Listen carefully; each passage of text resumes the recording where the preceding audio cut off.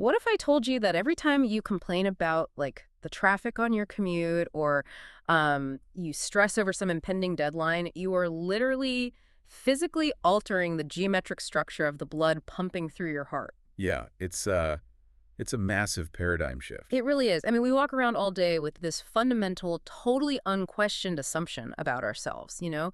We look in the mirror, we see skin, bone, hair, a defined shape, and we just conclude that we are solid objects. Right. We navigate the world treating our bodies like like meat machines, basically, mechanical vehicles made of dense physical parts. Exactly. But when you zoom in past the organ level, past the tissue level, down into the cellular biology, that solid mirror just completely shatters.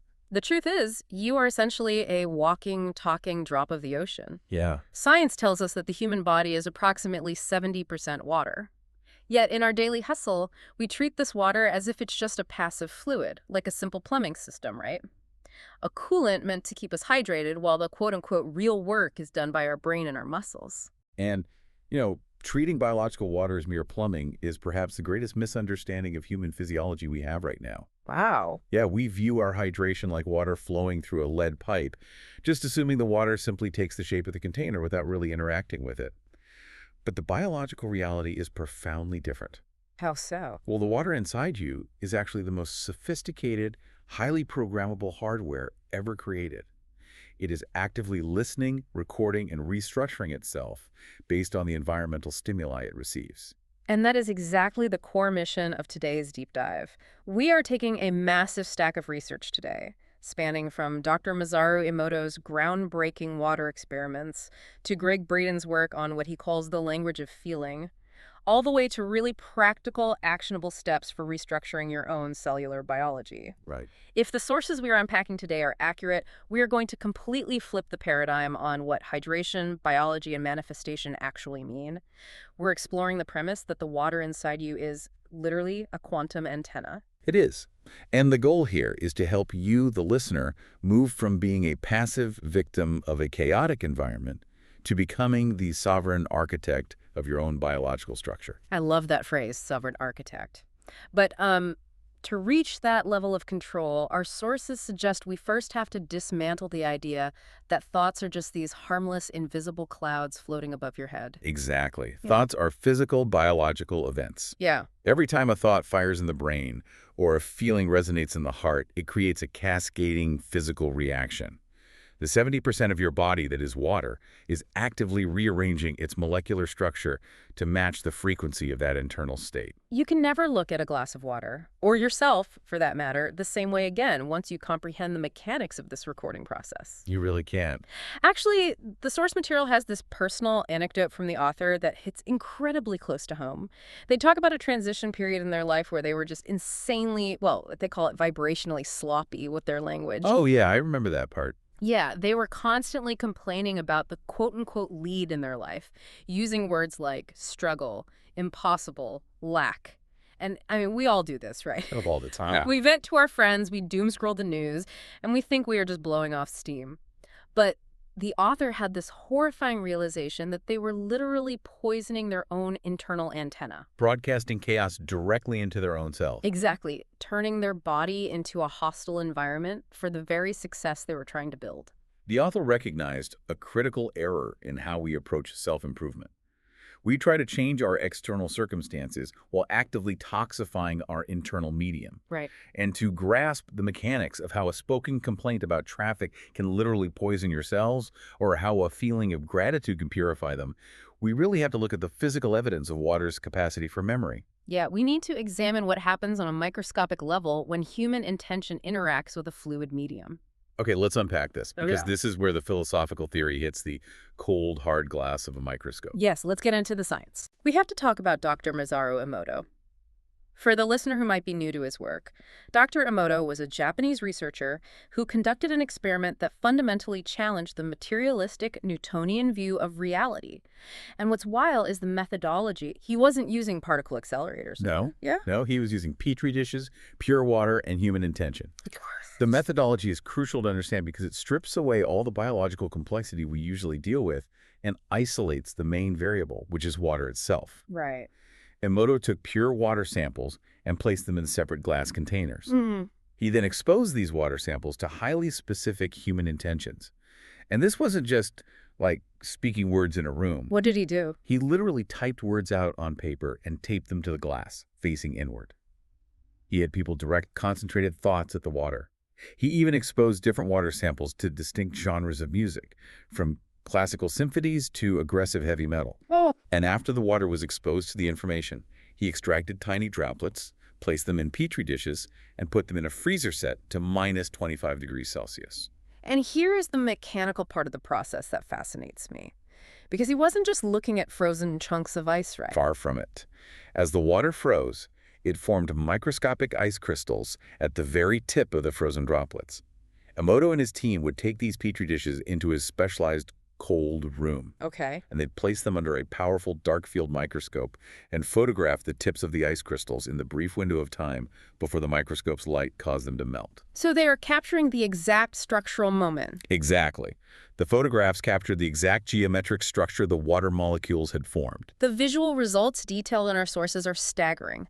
I mean, when Emoto exposed the water to high-frequency intentions, specifically words like love and gratitude or, classical music, the water formed exquisite, perfectly symmetrical hexagonal jewels. The source refers to this as golden geometry. Golden geometry, yeah. If you look at the photographs, they look like the most intricately designed, pristine snowflakes you could ever imagine. Every branch of the crystal is perfectly balanced, forming this flawless, six-sided lattice. But the profound implication really lies in the control group and the contrasting samples. Right, the negative words. Exactly. When Emoto took water from the exact same pure source and exposed it to low-frequency intentions, phrases like, I hate you, you make me sick, or playing aggressive heavy metal music, the water was physically incapable of forming a coherent crystal. It just couldn't do it. No. The microscopic photographs of these samples show fractured, muddy, distorted blobs. The molecular structure completely collapsed into what the source calls leaden chaos. Leaden chaos. Yeah, there's no symmetry, no geometry, just a chaotic, disorganized smear of frozen water. Okay, let me pause and challenge the mechanics here, because this is a massive leap for anyone raised on standard high school chemistry. How does a piece of paper with ink on it, or a sound wave from a speaker, cause water to physically restructure its molecules? Like, what is the actual physics of intent that makes water act as this quote-unquote liquid mirror? It's a great question. The underlying physics relies entirely on resonance and frequency. In a quantum universe, absolutely everything is vibrating. Everything. Right. A spoken word, a printed word, a concentrated human thought, a piece of music, they all generate specific, measurable, energetic frequencies. A printed word, for example, is a symbolic representation of a concept that carries a collective human resonance. Okay, I'm with you. Now consider the molecular structure of water, H2O. Two hydrogen atoms bonded to one oxygen atom. This structure gives the water molecule a distinct polarity, a positive charge on one end and a negative charge on the other. Like a magnet. Exactly like a tiny magnet. This dipole nature makes water incredibly sensitive to external electromagnetic fields and frequencies. It is the ultimate impressionable medium. So it's basically designed to react. Yes. When a specific frequency, like the harmonious, coherent frequency of gratitude, is introduced into the water's environment, the polar water molecules physically rotate and align themselves to resonate with that incoming wave. Wow. Because the frequency of gratitude is highly coherent, the water molecules arrange themselves in a highly stable hexagonal lattice to efficiently store that energetic footprint. And the chaos. Conversely, when a discordant, chaotic frequency like anger is introduced, the chaotic waveform disrupts the hydrogen bonds between the water molecules. They cannot find a stable geometry, resulting in that fractured, muddy collapse. The water physically transduces the invisible energy of intention into a visible three-dimensional structure. That structural reality bridges us directly into the realm of manifestation and the law of attraction, but it completely rewrites the rulebook. I mean, usually manifestation is taught as this external radio broadcast. Right, sending a wish up to the sky. Exactly. You send a wish up to some distant universe, and you hope the universe hears you and drops a new job or relationship onto your lap. But Emoto's work suggests we have the entire geography wrong. Manifestation isn't about communicating with the outside world. It's about communicating through the liquid medium living inside your own cells. The external universe is merely reflecting the internal broadcast. If a glass of water sitting passively on a table can have its molecular structure entirely fractured by a single hateful word taped to its side, We must mechanically apply that physics to the human form. Because we are the glass of water. Exactly. You are not a solid object holding water. You are a body of water temporarily holding a shape. Yeah. What is happening to your internal ocean every time you engage in chronic self-criticism? Okay, so if my body is 70% water and I'm stressing over a deadline or, feeling existential dread about the economy, am I essentially freezing tiny, jagged, chaotic ice crystals in my own veins? Am I walking around with a biologically noisy circuit board that is actively fighting my own survival? In a biophysical sense, yes, absolutely. Your internal water is constantly moving, constantly adapting to the dominant frequency of your nervous system and your emotional state. That's terrifying. It is. The author of the source material described their body as a liquid record of their past traumas and current fears. They realized the absurdity of their situation. What were they doing? They were desperately trying to manifest gold peace, financial wealth, successful relationships, while their internal water was structurally aligned with lead. The medium through which their intentions had to travel was physically fractured. I think of it like trying to play a beautiful Mozart sonata on a grand piano that has been left out in a thunderstorm for a year. Oh, that's a great analogy. Right. The medium itself is damaged, the keys are warped, the strings are rusted. You can press the exact right keys, you can say the exact right positive affirmations, but all you are going to get out of the instrument is a discordant, chaotic mess. The signal cannot survive the medium. That analogy perfectly illustrates the mechanical failure of most manifestation techniques. Resonance absolutely requires a conductive medium. Yeah. If your cellular water is structured in a chaotic, noisy way due to chronic stress, you simply cannot resonate with the harmonics of wealth or the frequency of peace. The geometric structure of your internal water will literally scramble the signal before it ever leaves your body. So, if our internal water is physically transforming based on our thoughts, we have to look much closer at what kind of water is actually flowing through us. The source material is adamant that we are not just walking bags of municipal tap water. Far from it. We are dealing with highly sophisticated biological hardware. And we really need to understand the biophysics of this, starting with what they call the 70% rule and the concept of the liquid crystal body. To understand the liquid crystal body, we really have to move beyond standard chemistry and look at quantum biology. The water inside human cells and the water composing your blood does not behave like bulk water. The liquid you pour from a pitcher into a glass. In biological systems, particularly when water interacts with biological surfaces like proteins and cell membranes, it enters what researchers call a fourth phase.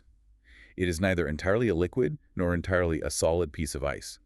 It becomes structured water, or liquid crystalline water. Liquid crystalline. Wait, like the LCD screen on a television or a laptop? The mechanism is practically identical.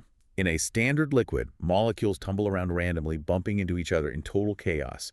In a solid crystal, like a diamond, the molecules are locked into a rigid, repeating geometric grid. They are highly organized, but entirely immobile. Right. A liquid crystal is the miraculous state right in between. The molecules retain the mobility and flow of a liquid, but they arrange themselves in a highly ordered geometric matrix, just like a solid crystal. That's incredible. It means that the 70% of your physical mass is not random fluid. It is a highly organized, highly conductive matrix, specifically designed by evolutionary biology to store, amplify, and transmit information instantly across the body. Okay, if we apply the logic of a liquid crystal display to human blood, the implications are wild. I mean, we use quartz crystals in watches to keep exact time because they hold a steady frequency. Yes. We use silicon crystals in computers to store and transfer massive amounts of data without signal loss. If my blood and cellular fluid are functioning as a liquid crystal, my body is basically a massive liquid hard drive. Exactly. And if I am constantly operating in a state of fear or anxiety, I am currently running malware. I'm actively corrupting my own hard drive. You are running malware, and because of the nature of the circulatory system, you are broadcasting that corrupted code to every single cell in your body simultaneously. Wow. We are taught in basic biology that the circulatory system is a delivery network for oxygen and nutrients and a removal system for waste. While true, that is only the physical layer. If blood is a liquid crystal, then the circulatory system is primarily a continuous, non-stop delivery system for information. It's taking those Emoto crystals, whether they are the beautiful hexagonal jewels of gratitude or the muddy blobs of stress, and pumping them to my liver, my brain, my skin cells on a continuous loop. The heart acts as the central pump, taking the geometric structure of your current emotional state and physically delivering that structural command to your entire biology. And this mechanical understanding perfectly diagnoses why the law of attraction feels so incredibly slow or completely broken for the vast majority of people who try it. This explains the frustration perfectly. People sit down, they create an elaborate vision board, they write out their affirmations 50 times a day, and their bank account stays empty. They feel like the universe is ignoring them. The universe isn't ignoring them.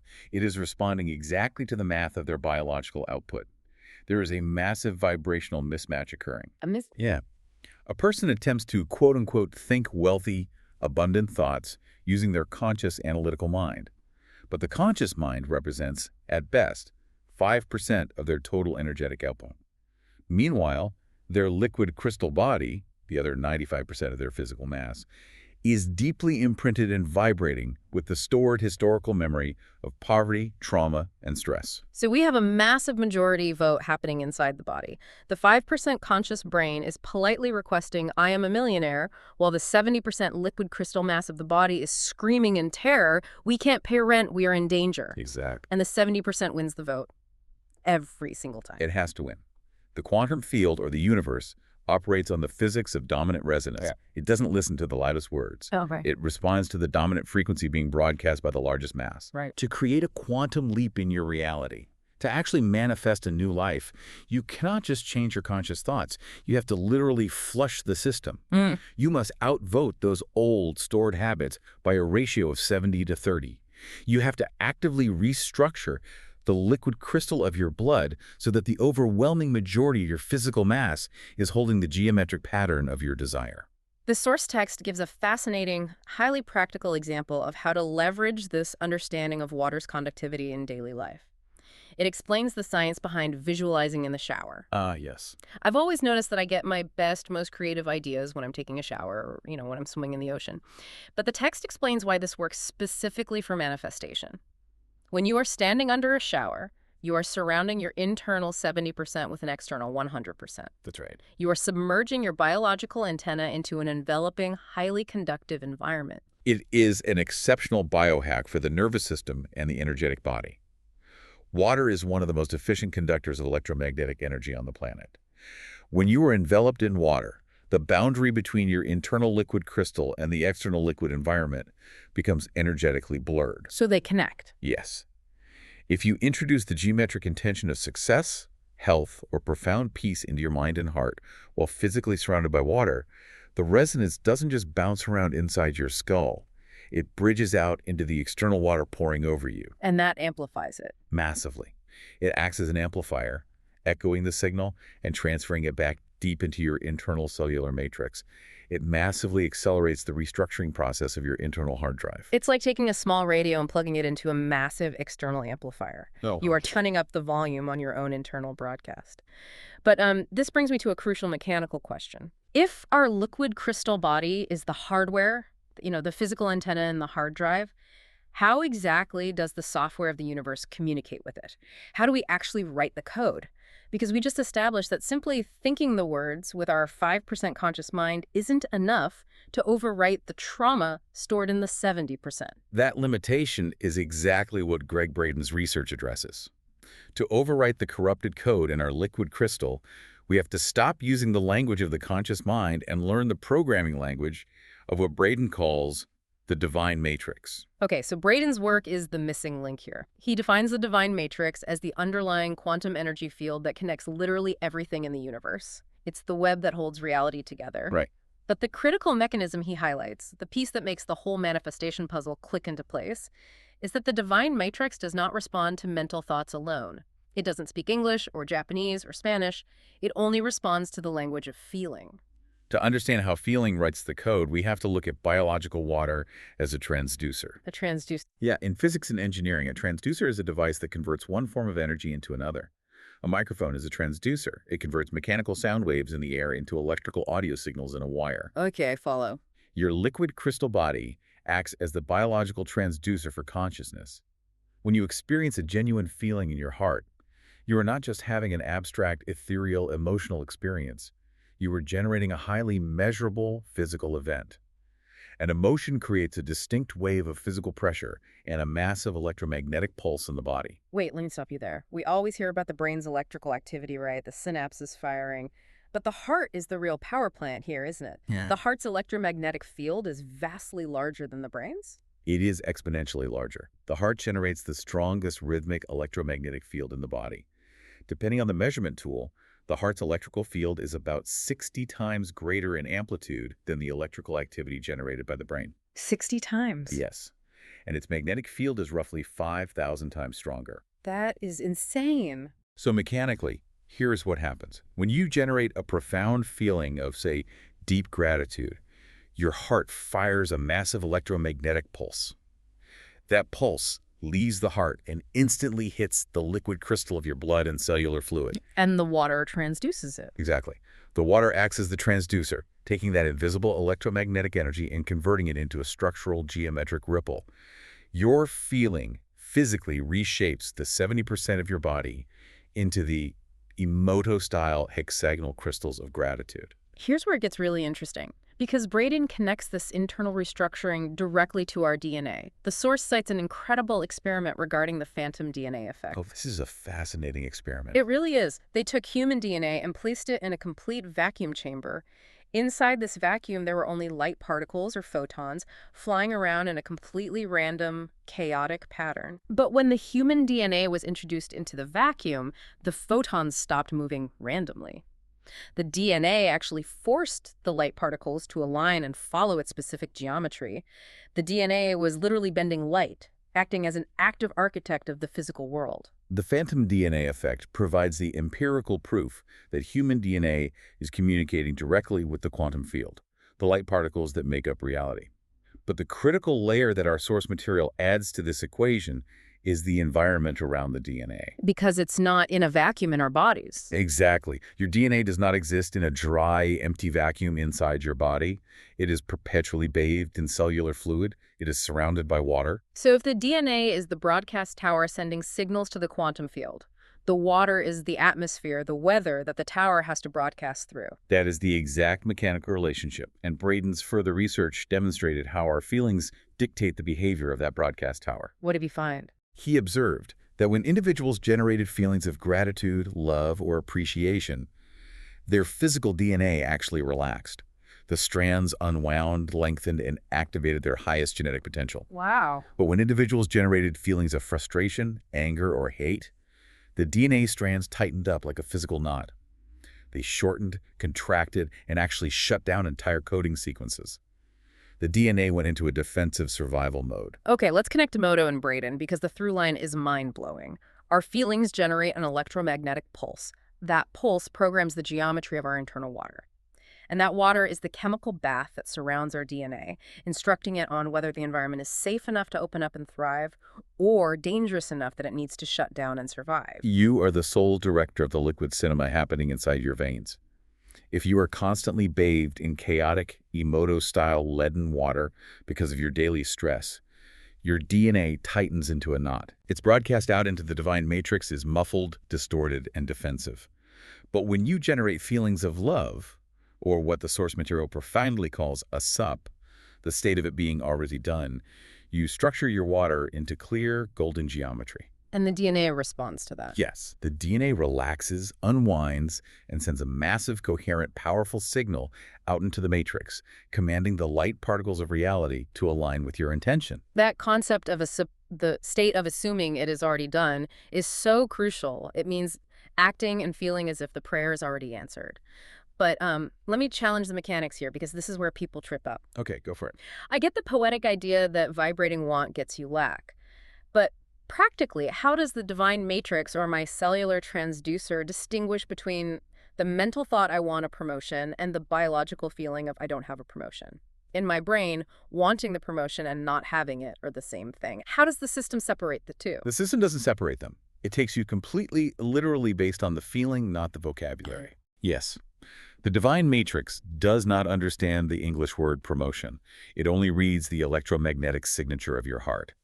When you are desperately wanting something, what is the actual physical texture of that emotion in your body? It feels like anxiety. It feels Yeah. empty. It feels like grasping. Exactly. The transducer in your heart takes that feeling of grasping and structures your blood into the geometry of not having.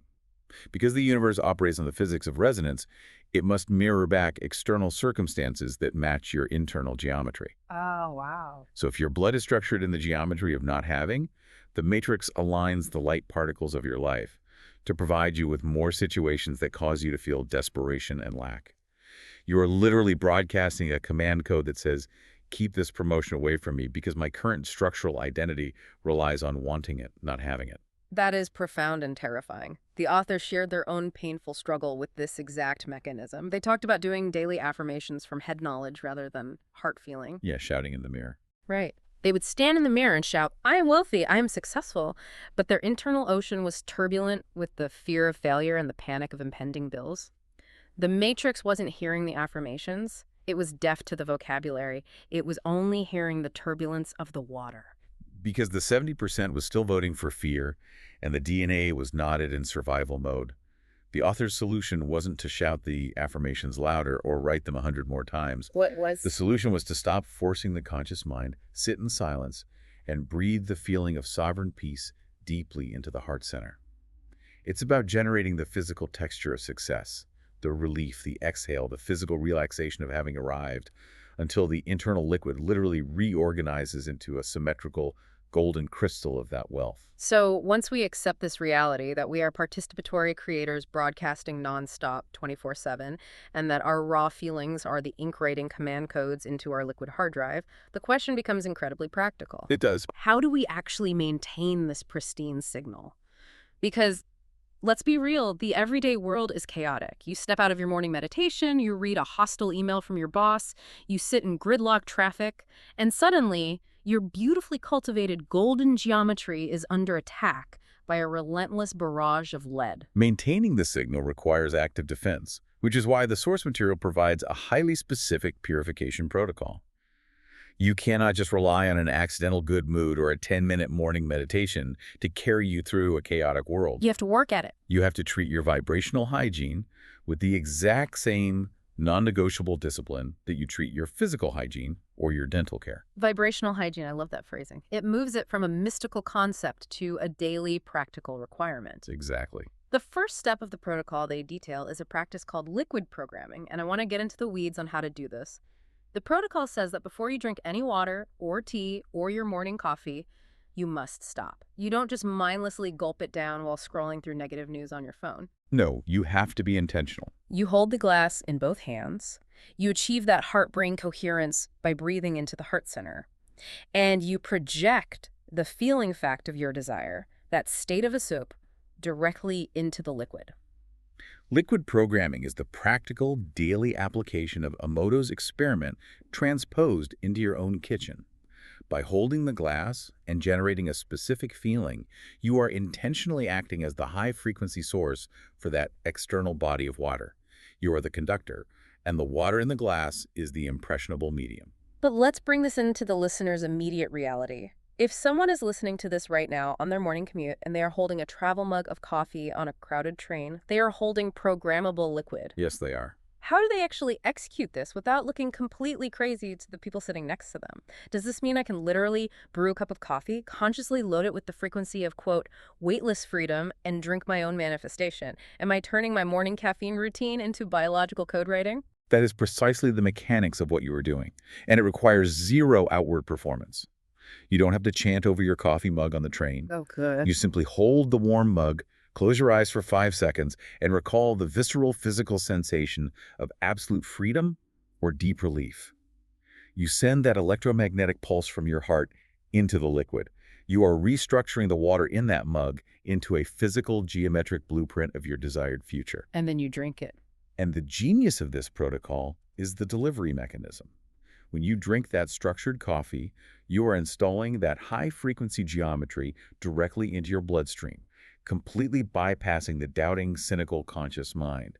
You are delivering high-definition golden crystals straight to the cellular level. That is such an empowering concept. But the protocol doesn't just focus on what you ingest. It talks about the water that flows out of you, not physically, but vibrationally, through your speech. Right, the things we say. The text states very clearly that there is no such thing as an idle word.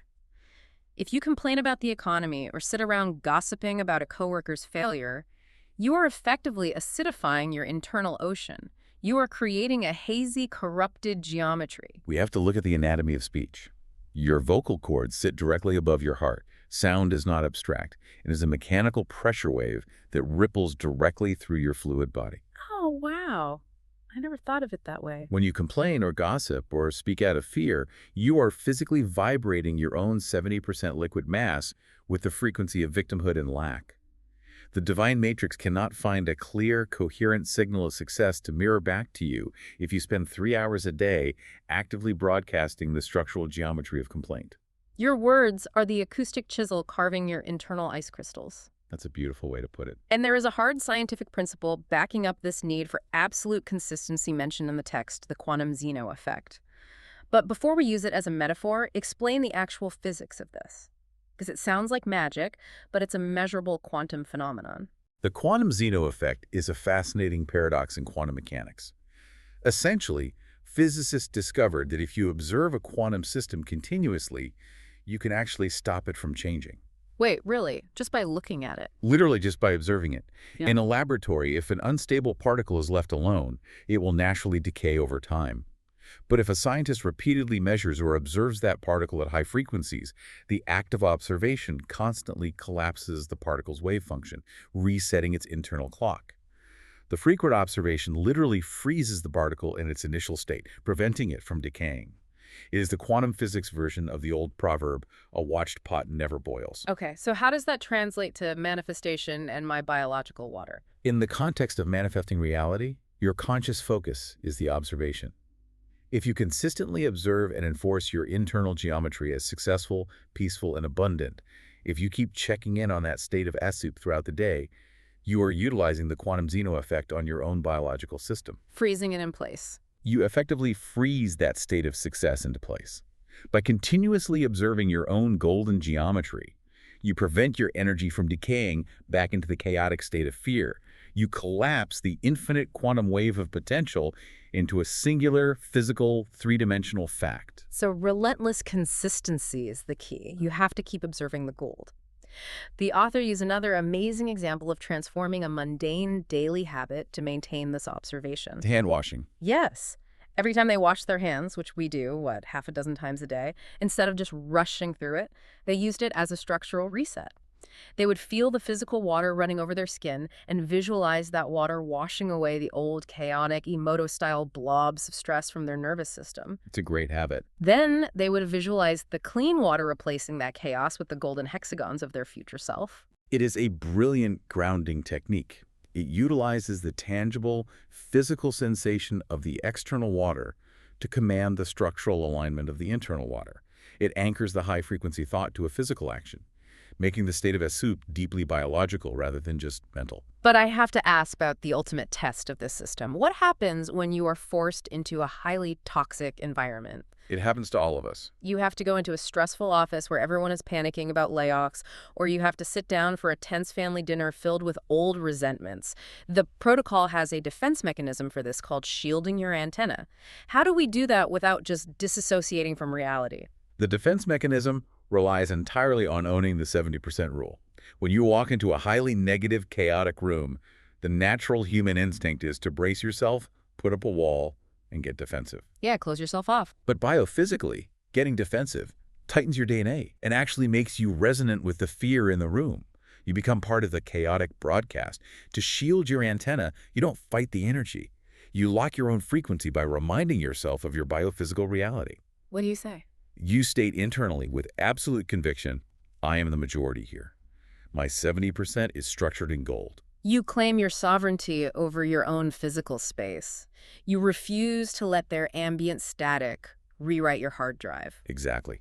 And the physics of entrainment take over from there. In physics, when two oscillating bodies come into proximity, the weaker, more chaotic frequency will naturally entrain to the stronger, more coherent frequency. So the strong one wins. Yes. A coherent, structured magnetic field is infinitely more powerful and organized than a chaotic one. By holding your golden geometry, you don't just protect your own internal water, you actually become a vibrational stabilizer for the entire room. Your clear, dominant frequency begins to subtly entrain and calm the chaotic fields of the people around you.